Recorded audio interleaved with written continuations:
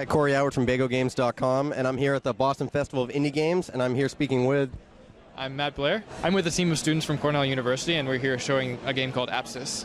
All right, so tell me a little about Apsis. I just played it for 10 or 15 minutes, and I'm very impressed. I think it's a lot of fun, so tell me about it. Well, thank you. So Apsis is a game about the interactions of flocking between birds, and it's sort of aiming to capture an aesthetic experience of movement and the sort of beautiful interactions that result from very simple rules governing the behavior of animals in flock. So we're aiming for a very open-ended experience. It's open for interpretation to the player. There are very few explicit goals, and the player is free to experience the game however they choose, whether it's more completionist and exploring the entire world, or simply passing through it when you have time on the bus. So you control a flock of birds. Is there any one individual bird you're controlling? Is there like a captain bird, or is it just the entire group? The notion of control is a little different than in most games, because you're controlling the collective entity of the flock. So there's no single bird that you're in charge of, and that has some interesting results in gameplay. So controlling a collective entity means that you can do interesting things like split your flock into two groups using a multi-touch device, or shape your flock using multiple inputs if you want to maybe catch some other creature in the world. So it allows you to do things that you normally can't if you have just a traditional single avatar. Yeah, when I was playing, I encountered other birds, and you grow your flock. How big can you make your flock?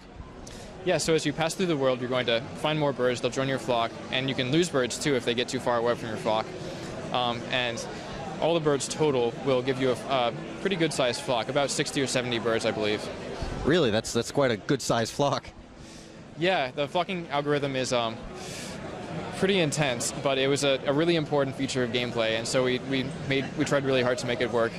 It seems very seamless. You guys did a really good job. What initially attracted me to the game was the art style. What made you guys go with this art style? So we were very fortunate to have an extremely talented artist, and the painterly style is something that we've seen in other games and admired immensely. So we wanted a very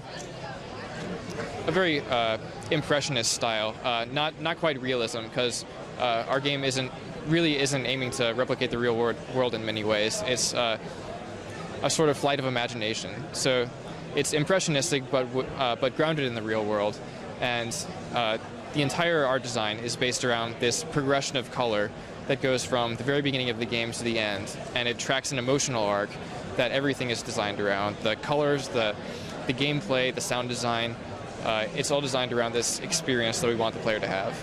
It's very, I don't want to say simplistic, but it's very minimalistic, yet at the same time it seems to do a really good job of conveying the atmosphere of the game. It reminds me a lot of like Okami, or and even the gameplay reminds me a lot of Flower. Are any of those games influences for this game?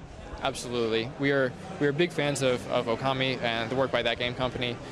They were big inspirations, and the reason for the sort of minimalist appearance of it is that, well, for one, we don't want to distract from the visuals, which we worked very hard on, and we want to make the game as accessible as possible. So there's no user interface to speak of, really. It should be as easy for someone who's never played a game before to pick up as someone who plays their Xbox all day. It was great to not have to read through some sort of long tutorial about what to click or what to do. You just, when I sat down with it, I picked it up, and it just seemed to come very naturally. Like I learned as I played. Was that your intent? Absolutely. We worked very hard to make it as easy and sort of intuitive and non-explicit as possible. You'll see that there's very minimal text instruction in the game, and we try to teach as much as we can by example and sort of hinting at players the things that they should do to make the game fun.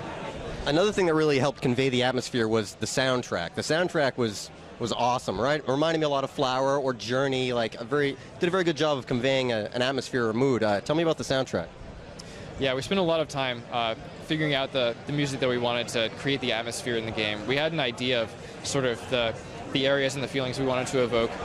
So it took a while to find music that would capture the range that we wanted. And we did, and we ended up licensing the music, and we're very happy with the result. We really like the music as well. I mean, I noticed there's quite a crowd around the table. When I first got here, it took me a little while to get to it. How's the crowd feedback been? It's been phenomenal. We're kind of overwhelmed. We have a lot of people who, like you said, just pick it up and start playing without any instruction, and we're really happy about that.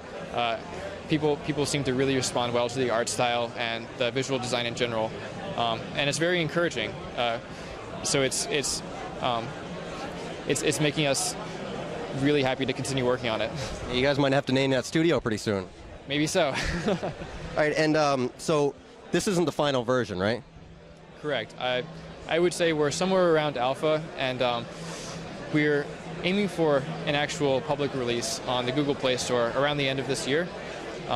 And by that point, we'll be more finalized, more polished, working on more devices, things like that. And soon after that, we'll be porting to iOS as well.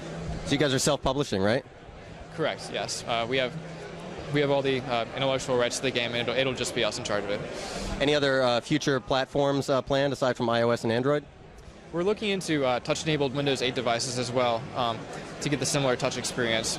In the future, we might look into traditional desktop deployment with a mouse or some other interface. But since we've mostly worked on designing around touch, we'll have to spend more time designing and making sure that experience is as cohesive as we want.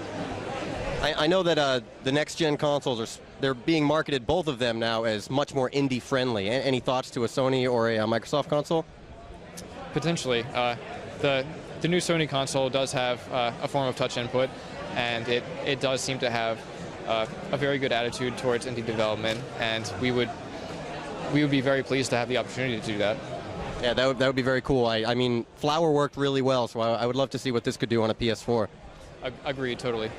And what's the release date, the first release date for Android? It will be released in December of 2013. All right, thank you very much. Thank you.